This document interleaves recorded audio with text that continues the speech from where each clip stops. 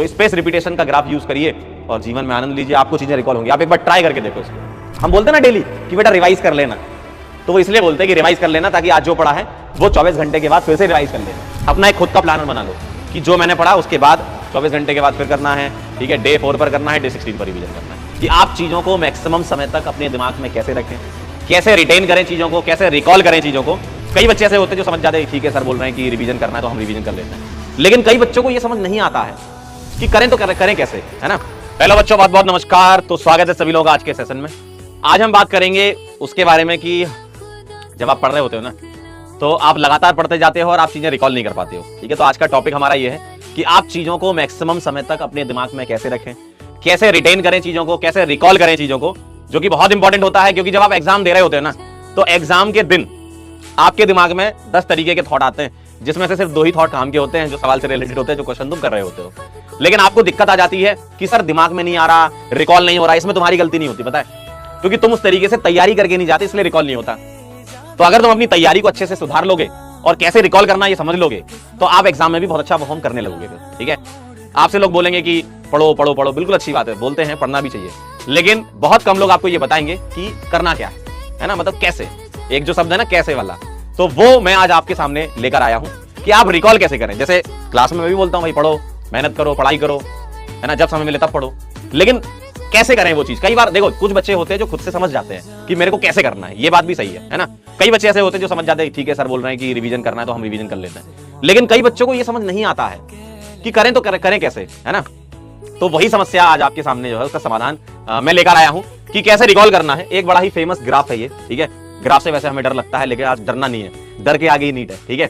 तो क्या कहानी है वो समझ लीजिए जरा। अगर अपन कोई भी चीज के बारे में बात करें, कोई भी टॉपिक के बारे में बात करें कि जो तुमने पढ़ा है या जो तुम अभी पढ़ रहे हो, तो अगर मैं इस तरफ मेमोरी का रिटेंशन बना रहा हूं ग्राफ के इस वाले वाई वाले एक्सिस पर, और एक्स एक्सिस पर मैं टाइम देख रहा हूं, तो मुझे ये पता चलता है, और ये रिसर्च द्वारा निकाला गया ग्राफ है, ठीक है। ऐसे मैंने हवा में नहीं बना दिया, मैंने भी कहीं से लिया है, जहां से रिसर्च की गई है वहां से उठाया है, और इसका बहुत ज्यादा आउटकम निकल के आया है जब लोगों ने स्पेस रिपीटेशन का मेथड यूज किया है ना। मतलब वो ज्यादा समय तक रिकॉल कर पा रहे हैं चीजों को। तो ये कहानी ऐसी है कि जब आप पढ़ रहे होते कोई चीज, जैसे मान लो मैंने क्लास ली, ठीक है, उस समय आपका 100% मेमोरी रिटेंशन है। अच्छा सर ये बता दिया, ठीक है।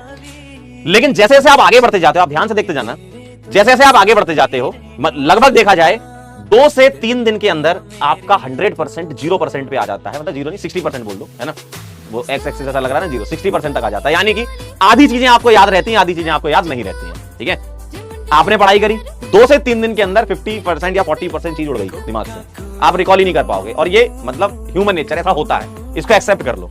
अब इससे ओवरकम कैसे करना है, कैसे तुम्हें निकलना है, वो मैं बता रहा हूं, है ना। तो 100% से आप 60% तक आ जाते हो 2 से 4 दिन के बीच में। मान लो मोटा मोटा 3 दिन आपको लग रहे हैं यहां तक। तो आप ऐसा करो कि जैसे ही आपके 24 घंटे हो, यानी कि एक दिन आपका निकले, तो जो आपने पढ़ा था वो 60% होने में तो 3 दिन लगेंगे।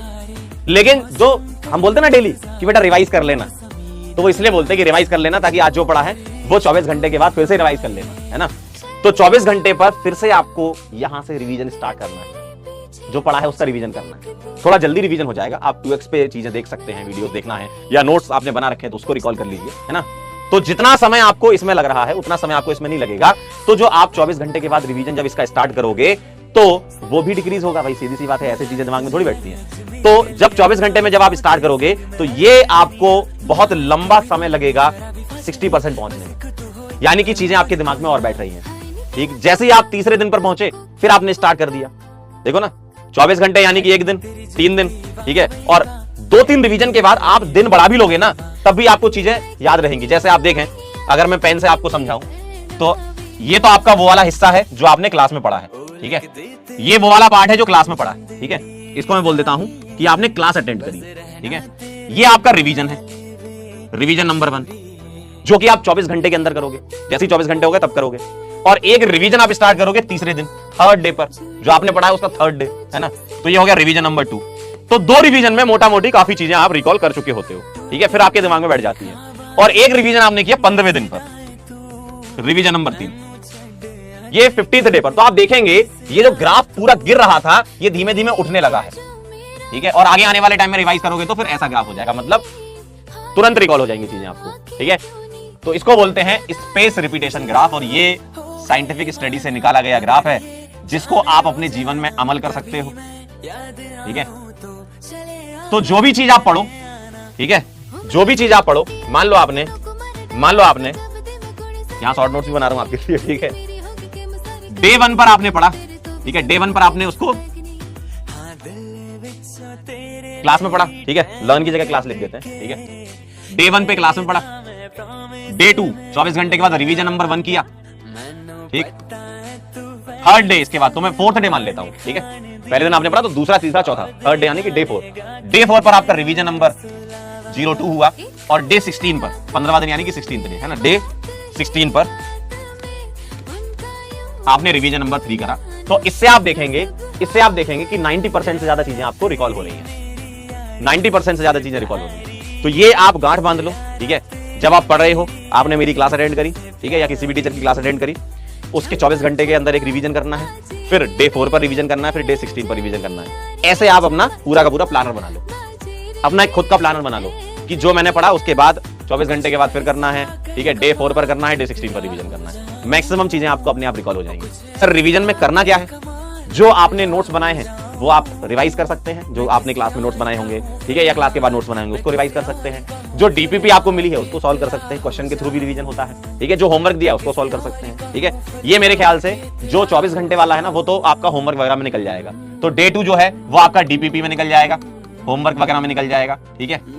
लेकिन जो अगला रिवीजन आएगा डे 4 वाला, डे 4 और डे 16 वाला, ये आपका, इसमें आप क्वेश्चन की प्रैक्टिस मत करो, इसमें आप थ्योरी को रिवाइज कर लो, ठीक है। इसमें आप थ्योरी को रिवाइज कर लो, क्योंकि क्वेश्चन यहां कर चुके होगे। हाँ, ये कर सकते हो कि डीपीपी और होमवर्क के जो टफ क्वेश्चन हैं या जो तुमसे नहीं बने, उसको तुम डे 4 में और डे 16 में डाल लो कि चलो मेरे से पहली बार में ये नहीं बने थे, उसको मैं डे 4 में रिवाइज करूंगा और डे 16 में रिवाइज करूंगा, ठीक है। तो डे 4 डे 16 में मोर थ्योरी लेस क्वेश्चन, डे 2 में मोर क्वेश्चन लेस थ्योरी, ठीक है। और डे 1 क्लास में तो अच्छे से पढ़नी है ना, तभी तो तुम्हें समझ में आएंगी सारी चीजें, ठीक है। क्लियर है एकदम? तो स्पेस रिपीटेशन का ग्राफ यूज करिए और जीवन में आनंद लीजिए, आपको चीजें रिकॉल होंगी। आप एक बार ट्राई करके देखो इसको, है ना। ऑर्गेनिक केमिस्ट्री में ट्राई कर लो, बाकी सब्जेक्ट में बाद में कर लेना, अगर तुम्हें रिजल्ट सच में मिले, ठीक है। इसको सबसे पहले हम, ऐसा नहीं कि सभी सब्जेक्ट में करो आप क्या करो, सबसे पहले ऑर्गेनिक केमिस्ट्री में स्टार्ट कर दो, ठीक है।